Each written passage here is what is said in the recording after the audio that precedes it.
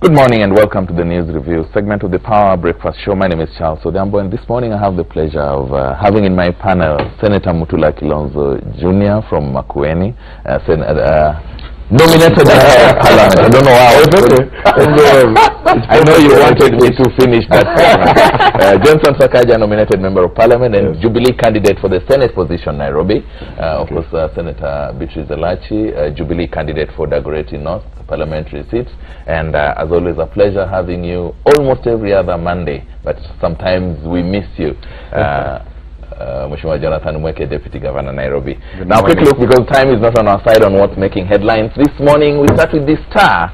Pollsters differ on Uhuru Raila race. Jubilee and NASA brigades intensify campaigns as the D-Day draws closer. According to Ipsos, Raila Odinga would garner about 43% of the voters in the country if elections were held yesterday. Uhuru Kenyatta would have 47. Infotrack says Raila Odinga would have 47 and Uhuru Kenyatta would have 46. Much more on that poll coverage is the inside pages of the Star. The Standard this morning opens with 10 burning issues 2 weeks to the polls.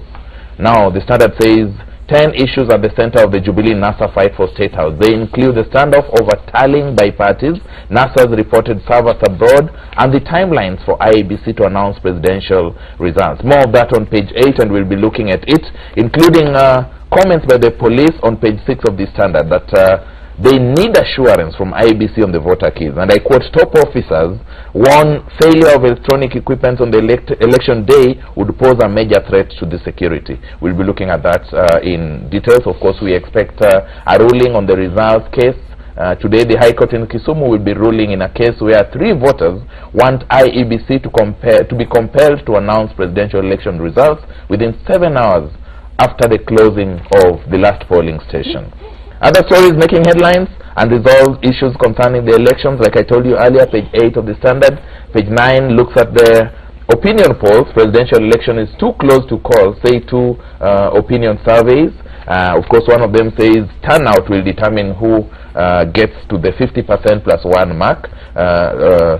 Senator Mike Sonko promises reforms targeting traffic jams, water shortage, poor housing and sanitation within 100 days if he's elected as governor. He said this when he was launching his manifesto yesterday. And interesting, just page 11 of the Standard, President Uhuru Kenyatta tells Kenyans how he met his wife, Margaret Kenyatta. This was during the live Facebook conversation that he had with Kenyans yesterday in the morning. Of course, page 13 has Raila cautioning his supporters against fleeing the city ahead of the August polls. He tells them, stay put, make sure you vote before you get on with your other businesses. A quick look at this Daily Nation. Top of the page, opinion polls split on Raila and Uhuru lead. Ipsos says Uhuru at 47% predicts a first round victory if turnout is right. Infotrack gives Raila the lead, a 4% surge, and says it's down to the undecided vote. An interesting story, especially for my panelists this morning. Schools hit by funding crisis. Now, while NASA and Jubilee are telling voters about free education up to the secondary level, at least by next year, schools are grappling with a cash crisis because the government has not released 5 billion shillings to them with less than 2 weeks before they go for the August holidays. Apparently, this money was supposed to have been released in May. Yesterday, the Kenya Secondary Schools Heads Association Chairman Kali Kindimuli said that head teachers are finding it very hard to manage schools since they can't pay suppliers. Other stories making headlines in the Daily Nation this morning, of course, is the opinion poll results.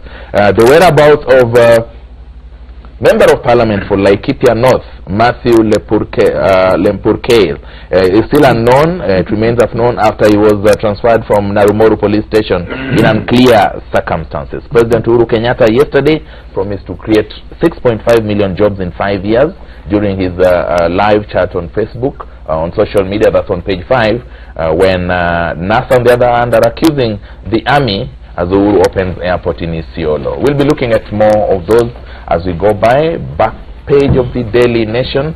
Tanzania signs new business deal with Kenya.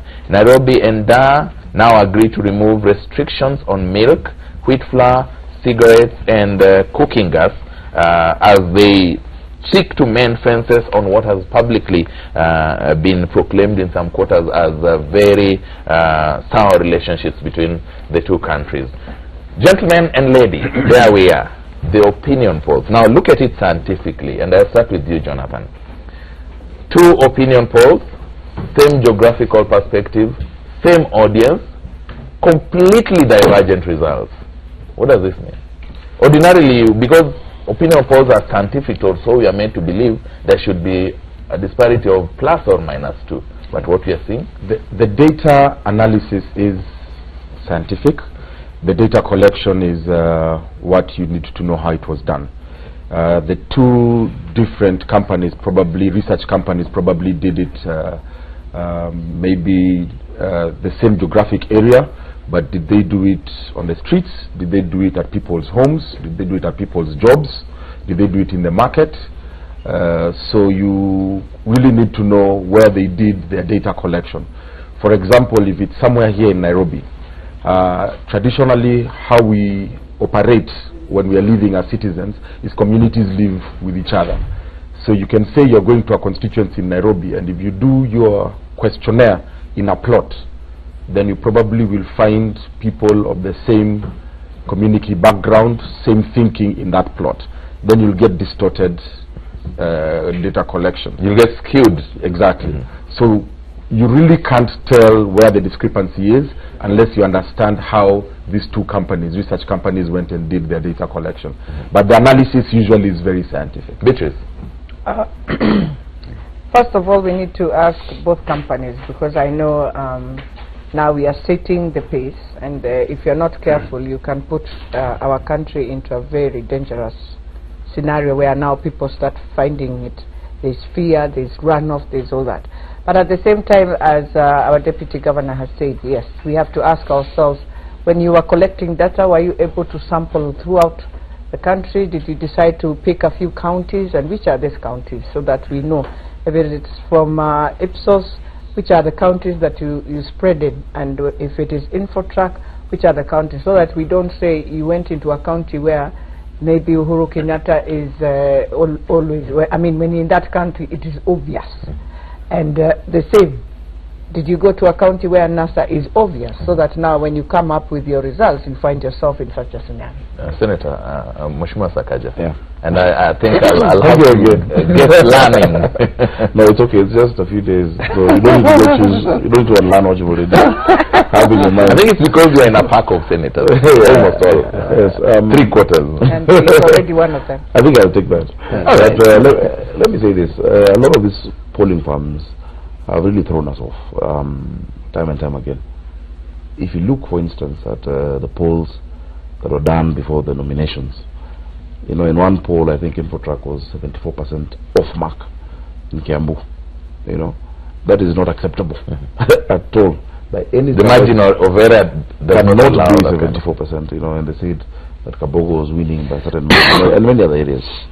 If you go back to history, just 5 years ago, on the 26th of... But you can't rule out the fact, sorry to cut you short, you can't rule out the fact that there were issues with the nomination processes across the countries. Not to 74%. All right.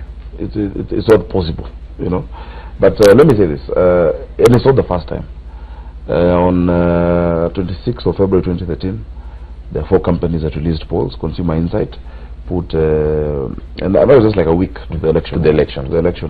Put Uhuru Kenyatta at 44%, and former Prime Minister Raila Odinga at 46%, and Musalia at 4.2%. Strategic Insight had something similar, 44% for Uhuru Kenyatta, 46% for Raila. InfoTrack, they're talking about, had Raila leading, again at 46%, as well as Ipsos Innovate, you know, where it was, they put it at a deadlock. 1 week really changes the dynamics. In fact, even at this point, I think most Kenyans have decided who they're going to vote for. And so there's something that in the science that you must look at. In statistics and in polling, you know, apart from the sampling, there's what you call response bias and non-response bias, based on even how the question is framed, you know, and the geographical compactness, as Moeke is saying, of where the questions are asked. So even if you do a random sample from the voter register, certain names are close to each other on the register. You know, so even if it's speaking at random, you'll end up finding names that start with O are together, names that start with K, etc. are together. So I think we need to take our polling to, you know, a higher notch. I have never accepted the results of any poll, whether they favor you or not. There was one which was released last week that put me at 40% and my closest opponent at 24%. I said, I mean, as a scientist, I look at the numbers, but I take it with a pinch of salt. First of all, I believe I'm far much ahead, but but also, you know, you can say Governor Kidero and Sonko have the same percentage, you know, and Peter Kenneth is still just at the same place. And remember, last week I had a press conference. I listened to it, where people had already said that Infotrack was going to release this certain poll, and it was done, I think, in Jubilee House. At the same time, the only other poll that has given the same result was done by Zigbee, which was contracted by NASA. And the exact same result is what we're seeing from Infotrack. So many times these are games. The real poll is on the 8th of August. I think that's what we need to focus on. Actually, the real poll should be on 9th of August. Around midnight. The questions will be asked on the 8th. That's why I'm saying, your take on the divergence on the results of these polls, considering that, I mean, it's a country, Kenya. First, I mean, if you think about it scientifically, from the way they collect the statistics, it's plus or minus 4. It's actually minus 4. Plus or minus 4 is the acceptable variance. So, strictly speaking, if you use that as a science, they are well within those parameters. But I'm very skeptical about these opinion polls, extremely skeptical. Because first, let me say that it is not as such a test of popularity. Why? Because there's a category of undecided voters that is extremely worrying and should worry everybody. It's between 5 and 8%, which we'll be talking about. Which is very huge if you look at the averages. Number two, it doesn't explain what is going to happen on 8th. Number 4, it creates a false impression. In fact, personally, in terms of the law, we still need to go back to the law on opinion polling, so that the question of how these things are done then can inform the public. The reason is this, is because I remember in 2007 that part of the problem that got into the minds of Kenyans is that there was stealing based on opinion. Based on the opinion polls that have been running. Based on opinion polls. And we all know that those are not the parameters that are going to determine the election. The election will be determined by voter turnout, security concerns, the question of whether we will run our election properly. Those are the things that will determine the elections. You mentioned something that Raila addressed yesterday, much more Raila, about people leaving the city. Why are people leaving the city? Because they are afraid of their security. People are going to disappear from Nairobi. It's going to be a ghost town. Those are the things that are going to determine the election on 8th of August. So somebody sampled in Nairobi would say, I will vote for Mutula Kilonzo Jr. And on the day he travels home. They'll put their sofa sets and leave and go to Western Kenya. But the fact is, today as we speak, Mheshimiwa Sakaja is not taking that very good. I want this defeated. The fact is, and this has been ongoing for a long time, between Mheshimiwa Raila and Mheshimiwa Uhuru Kenyatta, is a question of margin. We do not have a clear margin. And therefore, that is where you find the parity in terms of who is going to, that's why I'm talking about the undecided voters who are going to tilt the balance, and then the voter turnout. So therefore, as we speak, what I can say that is significant in terms of this polling is the rise of Raila's star in the presidential race. That is what is significant. Yeah, but there's a slide that is ignored. On that, because there's never a vote cast that is undecided. So there's a slide in that Ipsos poll, for instance, that said of all those who were polled, the respondents who one could name their polling station and are registered voters and said we're going to vote, gave Uhuru Kenyatta 52% and Raila 48%. In fact, if you look at all the polls that have been done, and remove the undecided component, because they'll never vote like undecided. Either they will be shared equally, and I'm glad one of the polls that came out last week, they showed who the undecided would lean more towards, even in the Nairobi one. You know, that then is more scientific. There's another thing you need to do, I think, in your free time. Look at the poll, because all it tells us is that there's this percent in Northeastern, this percent where, and that's the total. But percent of what? You could have 90% in Northeastern and have 60% in Rift Valley. And all the 60% are registered voters. Yeah, even all of them can be registered voters. But on the average, you'll say you have 90 and I have 60. But I'm 60% of 10 million. And you're 90% of 6. So my 60% is higher than your 90%. So normally what you do, and any politician or political party must do, once you get such a poll, extract that data, then multiply the percentages by the number of registered voters, then you get the total result. And I promise you, every time you read for all the polls that have come out, Uhuru Kenyatta is above 50%. There will be no runoff in this election because there's no strong third horse. There will be no runoff. 5-10%. You see, I get worried when we rubbish the pollsters, because these are not companies that just do opinion polling for politicians or politics. These are actually research companies. And all the major businesses you find in this country use these same research companies to figure out who's using their products, why are they using their products, where are they going to, how are they going to do their marketing, their positioning, and so on and so forth.